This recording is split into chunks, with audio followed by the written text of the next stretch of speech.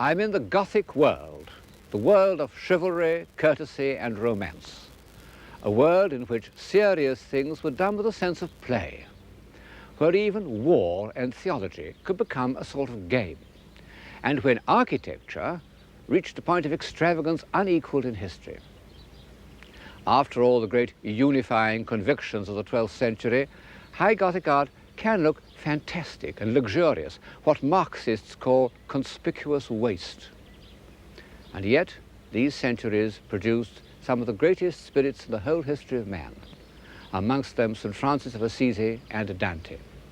Behind all the fantasy of the Gothic imagination, there remained, on two different planes, a sharp sense of reality. Medieval man could see things very clearly, but he believed that these appearances should be considered as nothing more than symbols or tokens of an ideal order, which was the only true reality. The fantasy strikes us first. A charming example is this series of tapestries known as The Lady with the Unicorn, one of the last and most seductive examples of the Gothic spirit. It is poetical, fanciful, and profane.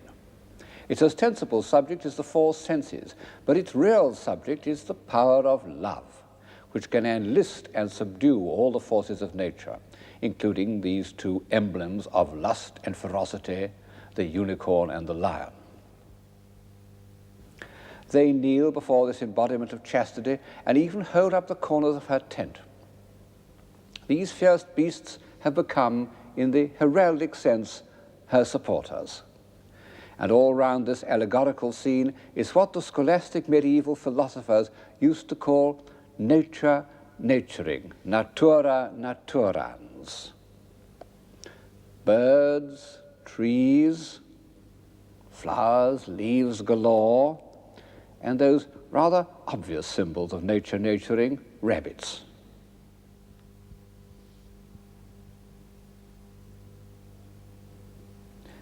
There is even nature domesticated, sitting on a cushion. What an image of worldly happiness at its most refined, what the French call the douceur de vivre, which is often confused with civilization.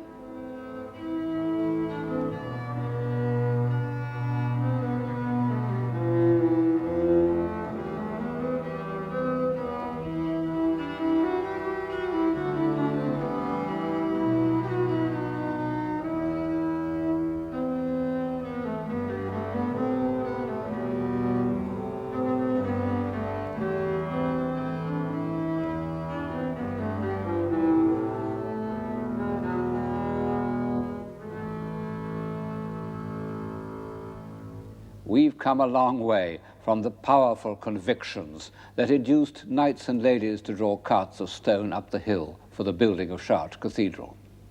And yet, the notion of ideal love and the irresistible power of gentleness and beauty, which is emblematically conveyed by the homage of these fierce beasts, can be traced back for 3 centuries, and we may even begin to look for it in the north portal of Chartres.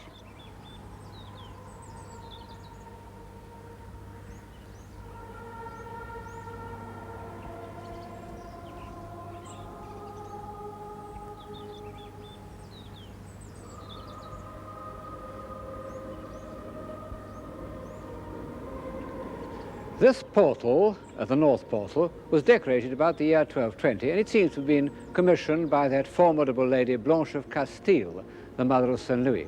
And perhaps for that reason, or perhaps simply because it was dedicated to the Virgin Mary, many of the figures are of women. And several of the stories on the arches concern Old Testament heroines. And at the corner is one of the first consciously graceful women in Western art. Only a very few years before, women were thought of as like this. And those were the women who accompanied the Norsemen to Iceland.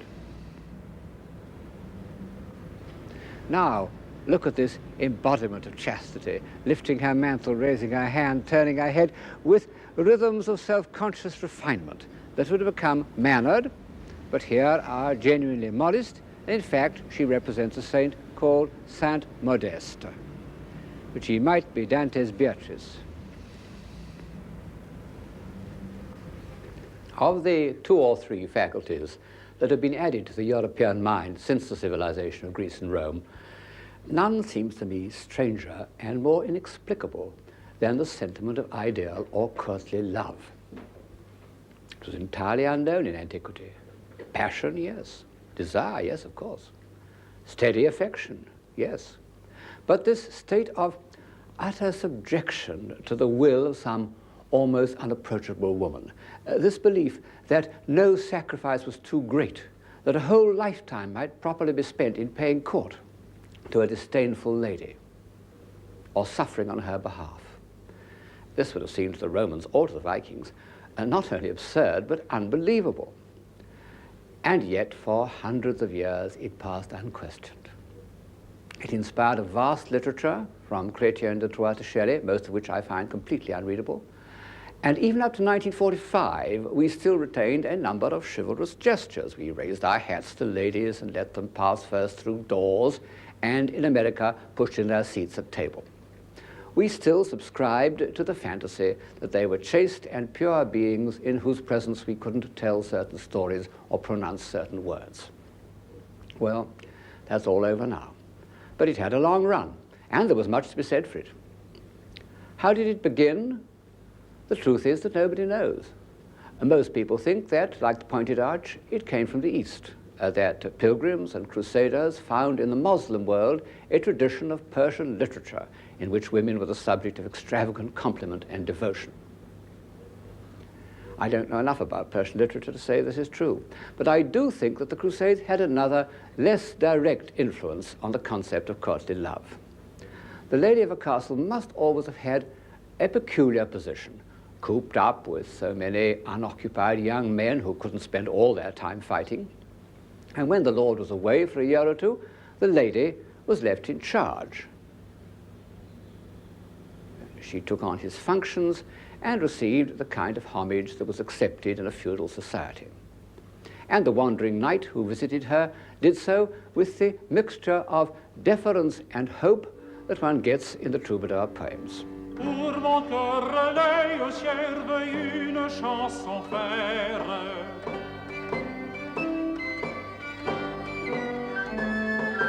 Chantez-vous, veuille sentencière d'une mille bonheur. In support of this theory is the subject of the siege of the Castle of Love, which appears on mirror cases and caskets and other domestic objects of the 14th century.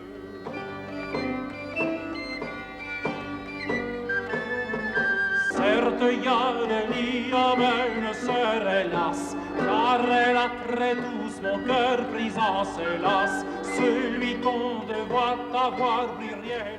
I ought perhaps to add that the idea of marriage doesn't come into the question at all. Medieval marriages were entirely a matter of property. Well, as everybody knows, marriage without love means love without marriage. And then, I suppose one must admit that the cult of the Virgin had something to do with it. In this context, it sounds rather blasphemous. But the fact remains that one often hardly knows if a medieval love lyric is addressed to the poet's mistress or to the Virgin Mary. The greatest of all writings about ideal love, Dante's Vita Nuova, The New Life, is a quasi-religious work. And in the end, it is Beatrice who introduces Dante to paradise. So, for all these reasons, I think one can associate the cult of ideal love with the ravishing beauty and delicacy that one finds in the Madonnas of the late 13th century.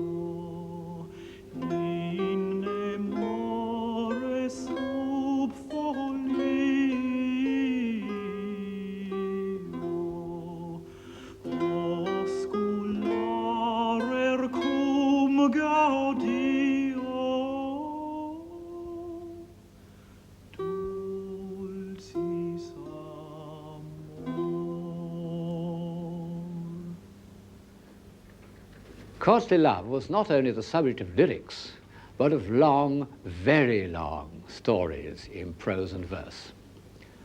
And this reminds me of something else that the Gothic centuries added to the European consciousness, that cluster of ideas and sentiments which surrounds the words romantic and romance.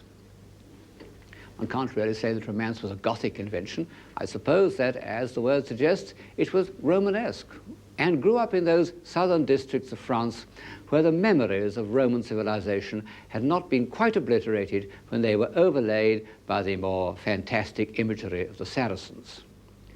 But the chivalrous romance of the Gothic time, from Chrétien de Troyes in the 13th century to Mary in the 15th, with their allegories and personifications, their endless journeys and night-long vigils, their spells and mysteries, had a special appeal to the medieval mind.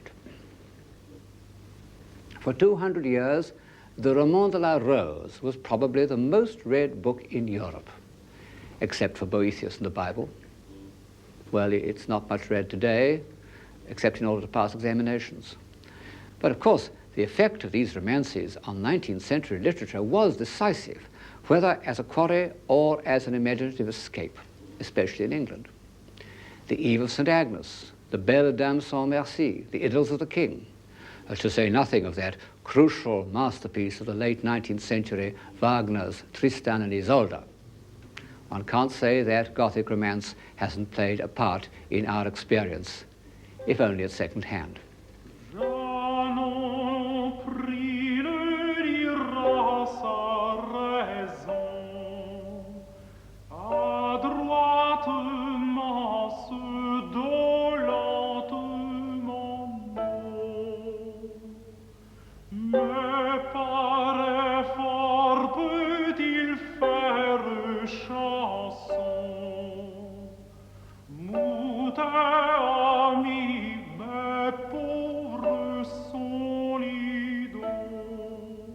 The summit of court civilization was reached in the late 14th century in France under the patronage of the Duc de Berry. He built a series of fabulous filigree castles, of which the painter de Limbourg has left us an apparently accurate record.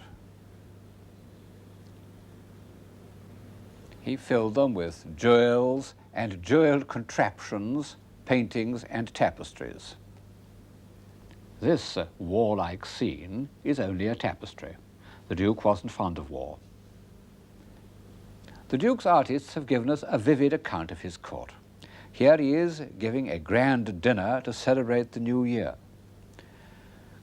There are no ladies present, which is curious, because the Duke, who was an amiably self-indulgent man, is reported to have said of women, "The more the merrier, and never tell the truth." But we can see some of his famous collection of 1,500 dogs, which is too many, even for me.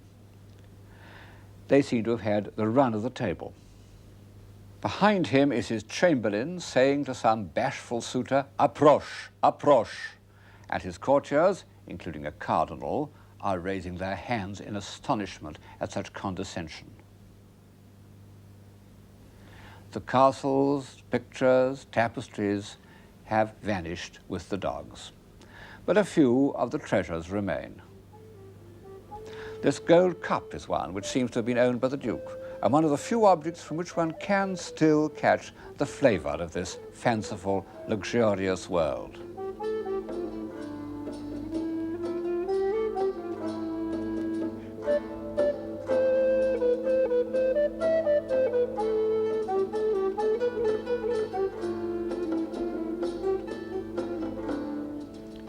And this, nominally a reliquary, but actually an extravagant but charming tie.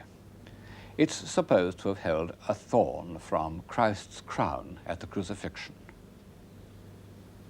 There were many patrons of art and collectors at that time, but the Duke was peculiar in that the arts were his whole life.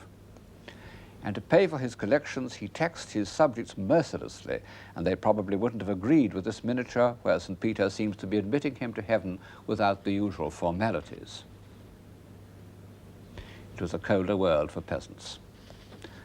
The manuscripts illustrate Another capacity of the human mind which had grown up in the preceding century, the delighted observation of natural objects, leaves and flowers, animals and birds. Birds were a medieval obsession. They're the subject of one of the earliest medieval sketchbooks, and they fill the borders of manuscripts. If you would ask the 14th century cleric to account for all these birds, he would probably have said that they represented souls, because they can fly up to God. But this doesn't really explain why artists drew them with such obsessive accuracy, and I think the reason is that they have become symbols of freedom. Under feudalism, men and animals were tied to the land. Very few people could move about, only artists and birds. They were cheerful, hopeful, impudent, and mobile, and in addition had the kind of markings that fitted in with medieval heraldry. The Duke's earliest manuscripts had shown an isolating and symbolizing approach to nature. But in the middle of his career, he discovered an artist or a group of artists called de Limbourg, who by some stroke of original genius saw nature as we see it, as part of a complete visual experience. No doubt much of their work's been lost, but one book remains, The Very Rich Hours, which is one of the miracles of art history. Here are men and women cultivating the fields, harrowing, sowing, with a scarecrow in the background, haymaking and harvesting, and suddenly we realize that all this had been going on in the same places, more or less unchanged, all through the Dark Ages, and went on in the same way right up to the last war. In the foreground, a party of nobles out hawking indulged in a little mild courtship, so called because it was only in courts that one had time for these agreeable preliminaries, instead of getting down to business immediately.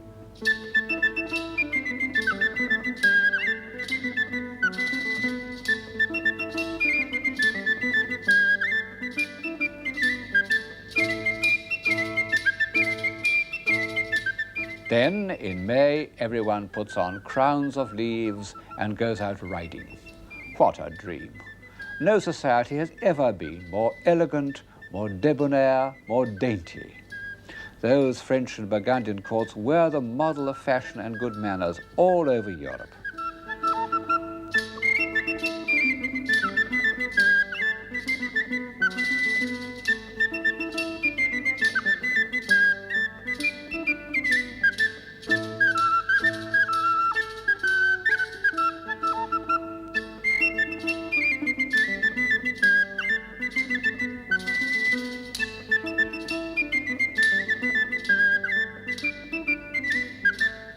Many people, when you mention to them the word civilization, think of something like this. Well, it isn't to be sneezed at. But it isn't enough to keep a civilization alive, because it depends on a small, static society that never looks outside or beyond. And we know from many examples that such societies become petrified, anxious only to hold on to their own social order. The great, indeed the unique merit of European civilization has been that it has never ceased to develop. Even the idea of courtesy could take on an unexpected form. In the years when the north portal of Chartres was being decorated, a rich young dandy named Francesco Bernardone suffered a change of heart. He was, and always remained, the most courteous of men. He was deeply influenced by French ideas of chivalry. And one day, when he had fitted himself up in his best clothes in preparation for some chivalrous campaign, he met a poor gentleman whose needs seemed to be greater than his own, and gave him his cloak. That night he dreamed that he should rebuild the celestial city. Later, he gave away his possessions so liberally that his father, who was a rich businessman in the Italian town of Assisi, decided to disown him, whereupon Francesco took off his remaining clothes and said that he would possess nothing, absolutely nothing. The Bishop of Assisi hid his nakedness and afterwards gave him a cloak and Francesco went off into the woods singing a French song. The next 3 years he spent in abject poverty, looking after lepers, who were very much in evidence in the Middle Ages, and rebuilding with his own hands abandoned churches. In all his actions he took the words of the Gospels literally, and he translated them into the language of chivalric poetry. He said that he had taken poverty for his lady, and when he achieved some still more drastic act of self-denial, he said that it was to do her a courtesy. It was partly because he saw that wealth corrupts and is the cause of war, but partly because he felt that it was discourteous to be in the company of anyone poorer than oneself.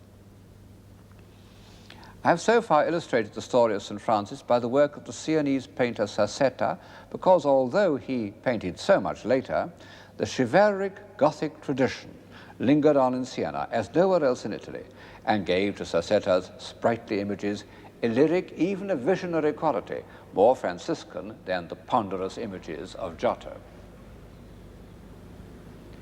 But I must now change to Giotto, not only because he lived 150 years earlier than Sassetta, that's to say, much nearer the time of St. Francis, but because he was chosen to decorate the great church where I'm now standing, the Church of St. Francis, built very shortly after his death.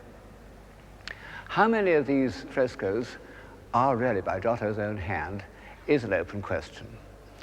Modern English scholars have taken it into their heads to say that Giotto practically never went to Assisi at all. Italian scholars think that he painted nearly all of them. I'm inclined to think that Giotto was one of those artists, like Raphael, who attached much more importance to invention than to execution. He was quite prepared to let his pupils, there must have been a small army of pupils, carry out his ideas. The ones here above my head, I'm pretty sure he painted himself because they have all his weight and dramatic power. Where he seems to me to fall short is in his actual image of the saint. It's too grave and commanding. It has none of that sprightliness almost, that sense of joy, which St. Francis valued almost as much as courtesy itself. Incidentally, we don't know what St. Francis looked like. The best known early painting is attributed to Cimabue. It looks quite convincing, but I'm afraid that it's entirely repainted and only shows us what the 19th century thought St. Francis ought to have looked like. From the first, everyone recognized that St. Francis was a religious genius, the greatest, I believe, that Europe has ever produced. Although he was only a layman, the Pope gave him permission to found an order here at Assisi.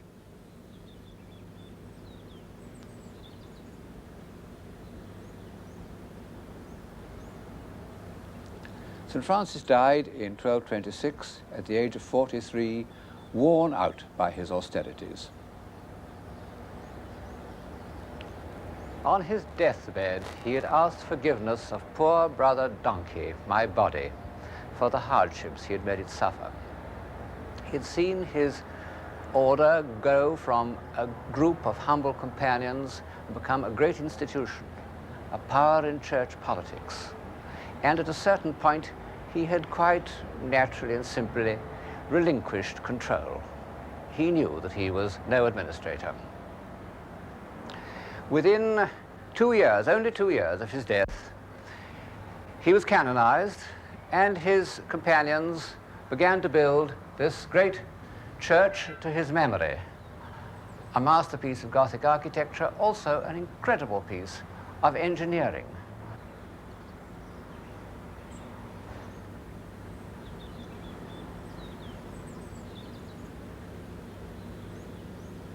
Two churches, one on top of the other, a huge monastery, all built on arcades, and of such hard stone that it's almost impossible to believe that it's original 13th century work.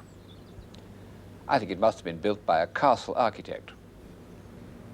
It was decorated by all the chief Italian painters of the 13th and 14th centuries, from Cimabue onwards, so that it has become the richest and most evocative church in Italy.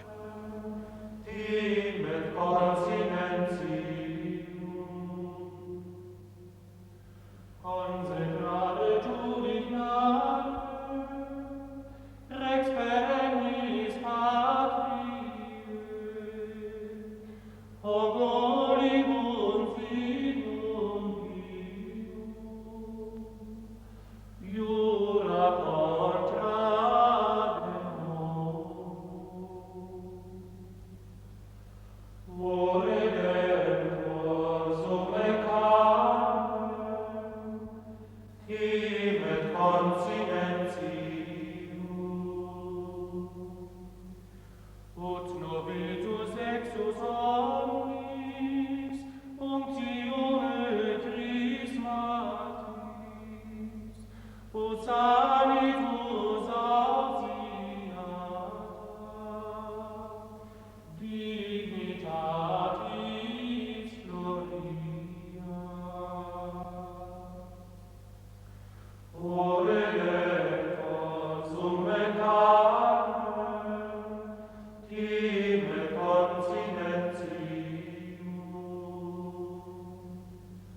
lotamente sacro fonte, auffugantur crimina, puncta fronte sacrosanta, influunt caris natam. Ore lector summe carnem, timet continentium. A strange memorial to the little poor man, whose favourite saying was, "Foxes have holes, and the birds of the air have nests, but the Son of Man hath not where to lay his head."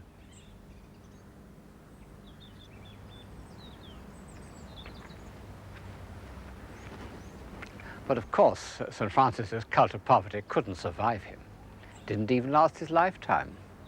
It was officially rejected by the Church because the Church had already become part of the international banking system that originated in the 13th century.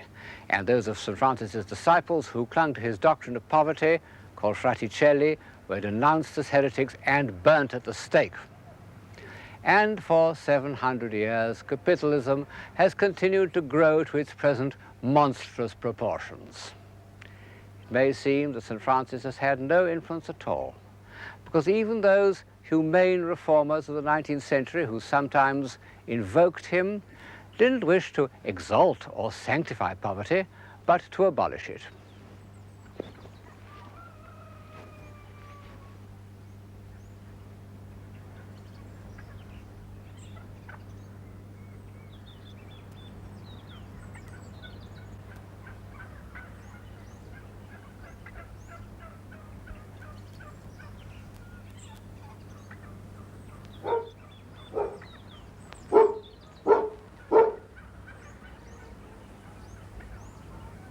And yet, his belief that in order to free the spirit we must shed our earthly possessions is the belief of that all great religions have in common, East and West, almost without exception. And by enacting their truth with such simplicity and grace, he made it a part of the European consciousness, an ideal to which, however impossible it may be in practice, the finest spirits will always return. And by freeing himself from the pull of possessions, St. Francis achieved a state of mind which has been of great value to us. I mean his belief in the unity of creation and the possibility of universal love.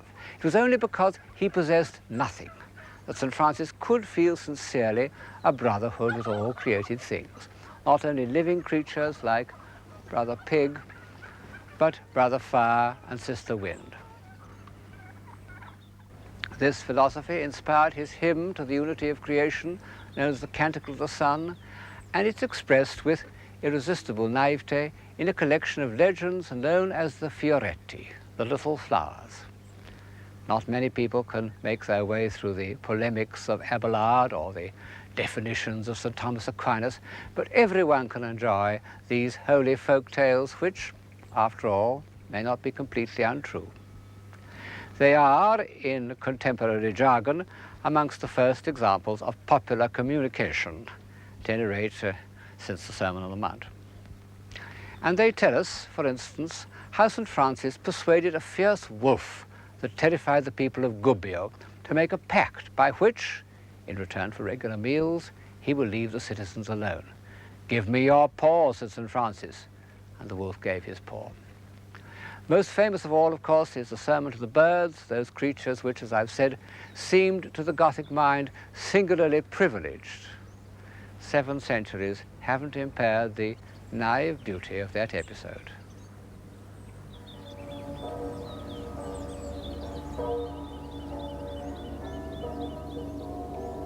St. Francis is a figure of the pure Gothic time, the age of crusades and castles and the great cathedrals.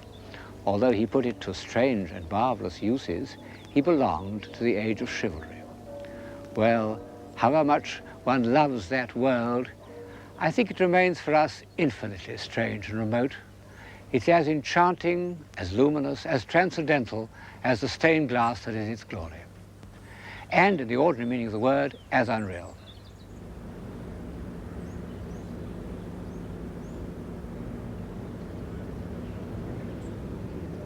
But already, during the lifetime of St. Francis, another word was growing up, which, for better or worse, is the ancestor of our own. The word of trade, of banking, of cities, full of hard-headed men whom aim in life was to grow rich without ceasing to be respectable. Cities, citizen, civilian, civic life. I suppose that all this ought to have a direct bearing on what we mean by civilization. Behind me is the town hall of Siena, looking very much as it did in the 14th century. In fact, the city architect told me that the population is 2 less than it was in the 13th century. Historians sometimes maintain that civilization began in these Italian republics of the 14th century. Well, civilization, as I understand it, can be created in a monastery or a court just as well as in a city, perhaps rather better. But all the same, the social and economic system that grew up in the 13th century had a point. It was a manageable human unit. And as opposed to the system, if we can call it a system, of chivalry, it was realistic. And the proof is that it has survived. Of course, Siena remained to some extent medieval compared with Florence. There, industrial and banking conditions at the time of Dante were surprisingly similar to those that exist in Lombard Street today, except that double entry wasn't invented till the 14th century in Genoa, I believe. Of course, the Italian republics weren't in the least democratic, as those pre-Marxist innocents the liberal historians used to think they were. Exploitation was in the hands of a few powerful families who managed to operate within the framework of a guild system in which the workers had no say at all. The Italian merchant of the 14th century isn't a sympathetic figure, less so really than that old reprobate Jean de Berry. The stories of Florentine thrift are like the stories that Jews used to tell about each other. But, and here the parallel with Lombard Street is not so close, the new merchant classes, as patrons of the art of their own time, were at least as intelligent as the aristocracy. And just as their economic system was capable of an expansion that has lasted till today, so the painting they commissioned had a kind of solid reality that was to be the dominant aim of art up to the time of Cézanne. The first, and in some ways the greatest painter of this new reality was Giotto.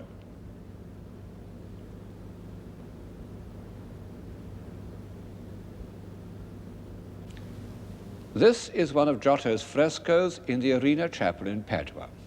And as I look at it, I realize that to anyone whose eye has been conditioned by realism, as it has existed in European art from the Renaissance to the Cubists, this will not look very realistic, perhaps no more so than Gothic tapestry. But this much is clear. Instead of a decorative jumble, it concentrates on a few simple, solid-looking forms arranged in space. Giotto had, more than any artist before him, the ability to make his figures look solid. He manages to simplify them into large, comprehensible, apprehensible shapes, and it gives one a profound satisfaction to feel that one can grasp his figures so completely. He needs to make his figures more vividly credible because he wishes us to feel more intensely the human drama in which they are involved. Once we have, so to say, learned Giotto's language, we can recognize him as one of the greatest masters of painted drama that has ever lived.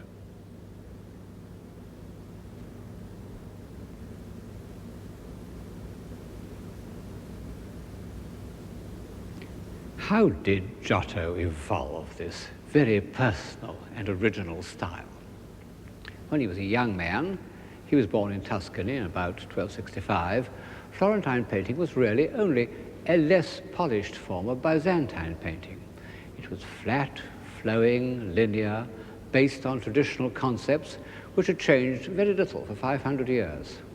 For Giotto to break away from it and evolve this solid, space-conscious style was one of those feats of original creation that have occurred only 2 or 3 times in the history of art. When such drastic changes do take place, one can usually find certain points of departure, models, predecessors, but not with Giotto. We know absolutely nothing about him till the year 1305, when he decorated a small plain building in Padua, known as the Arena Chapel, and made it, to anyone who cares for painting, one of the holy places of the world. It was commissioned by a moneylender named Enrico Scrovegni, whose father had actually been imprisoned for usury, that is to say, for charging an extortionate rate of interest, because moderate rates of interest were unofficially countenanced. And it's one of the first instances of the new rich commissioning works of art as a kind of atonement, a practice that has benefited the world almost as much as vanity and self-indulgence. Here he is, perhaps the earliest painted portrait that is obviously a genuine likeness, presenting a model of his chapel to 3 angels, and for that reason placed among the blessed in the Last Judgment.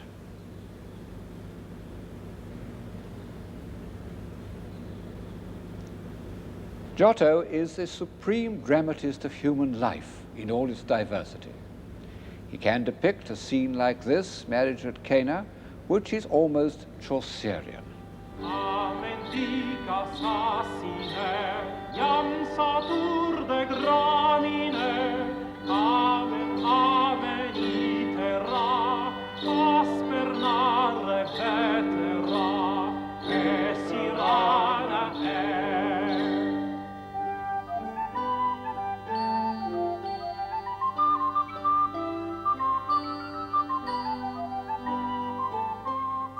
Behind the pots stands the pot-bellied host who tastes with astonishment the wine that has been created out of water. But Giotto is greatest when the human drama is greatest, as in the scene of the betrayal of the Garden of Gethsemane. What a marvelous invention that Judas should put his cloak round our Lord. Everything, heads, gestures, the explosive pattern of the spears, is a crescendo of feeling, tension, and violence.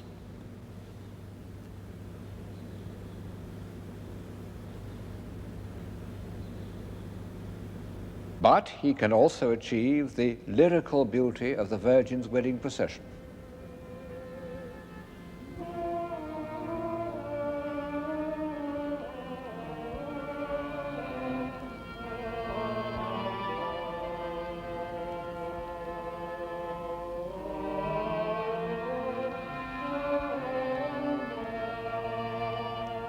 The tenderness of the Noli Me Tangere with its marvelously subtle relationship between the figures.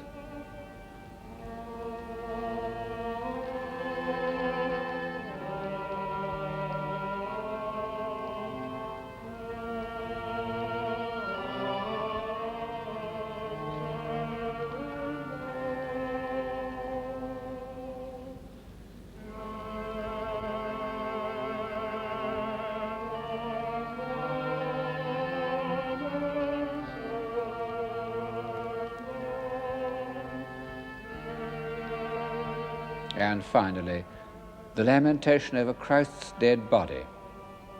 It's a masterpiece of pictorial construction, a sort of model for high academic painting for 500 years. But this technical aspect is soon forgotten. Look at the gestures and the heads of the mourning women. They need no words from me.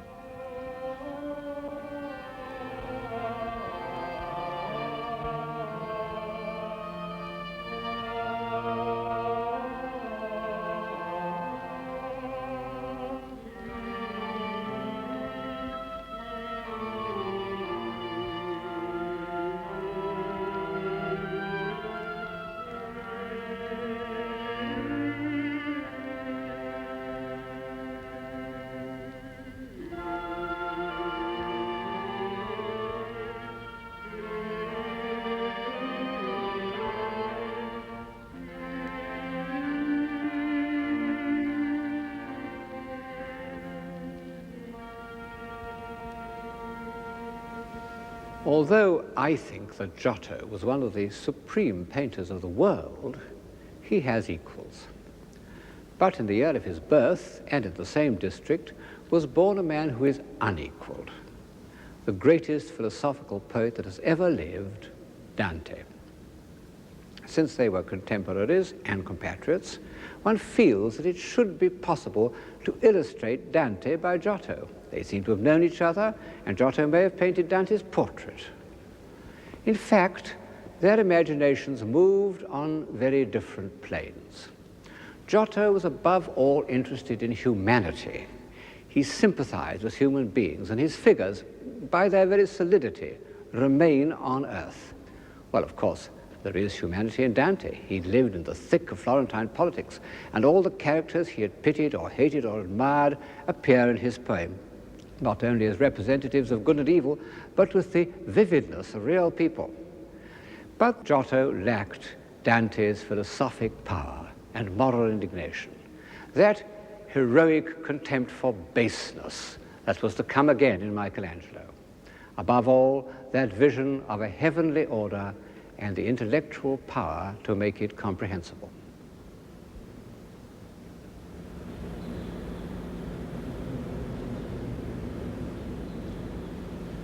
In a way, the poet and the painter stand at the junction of two worlds. Giotto belonged to the new world of solid realities, the world created by the bankers and merchants for whom he worked.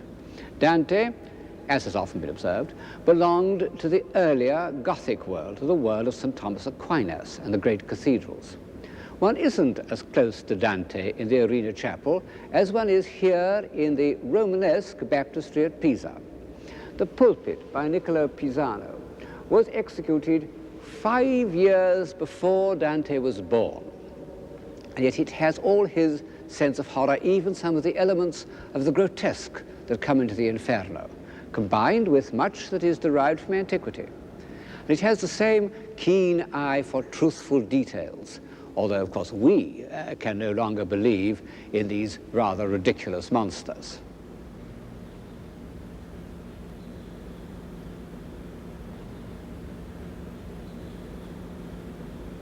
Niccolo's son, Giovanni, about 15 years older than Dante and Giotto, and deeply influenced by the Gothic art of the North, seems to me perfectly to reflect the Dantesque spirit. Giovanni Pisano was one of the great tragic dramatists of sculpture. The pulpits he carved at Pisa and at nearby Pistoia depict a terrible world. Here is the grief-filled suffering of the massacre of the innocents.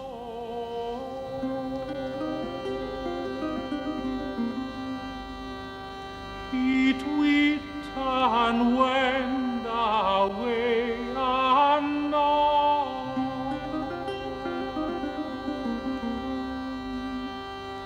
The languor that each he knows,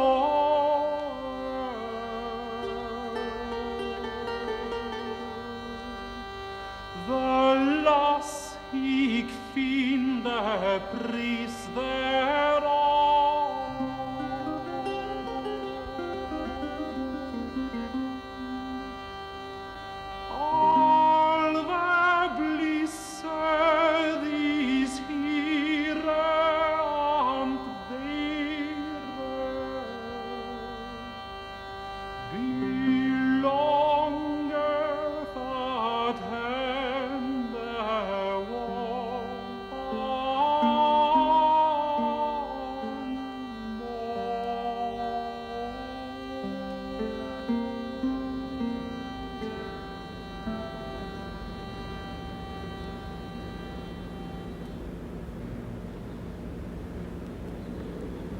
But Giovanni Pisano's feeling of tragic indignation was only one side of Dante. In the second half of his great poem, from the middle of the Purgatorio onwards, there are moments of disembodied bliss to which no artist of the time did justice. Nor were the painters of the 14th century ready to reflect Dante's feeling for light. Like all the heroes of this series, Dante thought of light as a symbol of civilized life. And in his poem he describes accurately and economically light in all its varying effects. The light of dawn, light on the sea, light on leaves in spring. But all these beautiful descriptions, which are the part of Dante that we like best, are only similes. They are introduced by the words as when. They are intended to illustrate and make comprehensible to our earthbound senses the vision of divine order and heavenly beauty.